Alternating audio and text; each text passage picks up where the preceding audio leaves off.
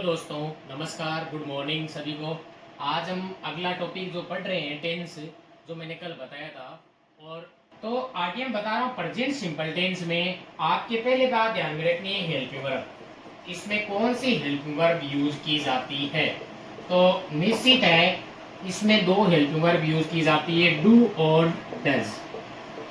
अब आप इसमें इतना याद रखें, जो बड़ी है वो सिंगुलर है, यानी ये किसके साथ प्रयोग करनी है? ही, सी, इट, है ना। जैसे नाम हो राहुल, ठीक है, सीमा, ये कोई नाम हो तब एक ही होना चाहिए, दस का प्रयोग है। डू का कहाँ करना है? I, we, you, they, boys, girls, यहाँ पे करना है। अब आती है इसमें मेन वर्ब। मुख्य बात है वो है मेन वर्ब। और मेन वर्ब कौन सी लगानी है आपको? मेन वर्ब की फर्स्ट फॉर्म, मेन वर्ब की फर्स्ट फॉर्म प्लस एस या एस। अब जैसे मैं बता रहा था आपको, कुछ रूल ही बताए थे मैंने नंबर में। अब वर्ब क्या है, किसी को नहीं समझ आया, प्ले है, प्ले यानी खेलना होता है, ठीक है। गो है, गो यानी जाना होता है। कम है, कम यानी ये वर्ब है सारे।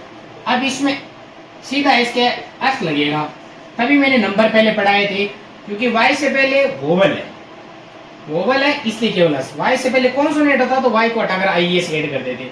वो है, ओ है पीछे ई एस, कोस कम है, ऑलरेडी ई है इसके पीछे, तो एस ही लगाना। ऐसे आप कब बनाओगे? एक वचन से बहुवचन बनाना है, वर्ब के साथ एस ई एस लगाना है। कब? एक ही कंडीशन में। कब होगा? इसमें एफर्मेटिव सेंटेंस में। किसमें होगा? एफर्मेटिव सेंटेंस में। एक ही कंडीशन है, केवल एफर्मेटिव सेंटेंस में आप एस ई एस लगाओगे, बाकी नहीं लगाओगे। परीक्षा में आपको एफर्मेटिव सेंटेंस ही मिलेगा इसका, एक आप निश्चित रहिए। अब आपको एडवर्ब बता देता हूँ इंपॉर्टेंट, और उसके बाद में इसकी एक्सरसाइज करवा देता हूँ। Adverb of tense. अब एडवर्ब ऑफ टेंस में आपको इंपॉर्टेंट बताता हूं कि प्रेजेंट सिंपल टेंस की परीक्षा में कौन सी एडवर्ब से आप पहचान करोगे। इंपॉर्टेंट तो इंपॉर्टेंट में बात करते हैं तो daily, always, never, seldom, often, frequently, generally, occasionally, ठीक है। तो अभी मैं बताऊंगा आपको, तो इसमें ध्यान दे, पहला है डेली, दूसरा है ऑलवेज। ये तो आपको देखने को मिलेगी निश्चित रहिए। ये आपको जहां ही नजर आए वहां प्रेजेंट सिंपल टेंस है।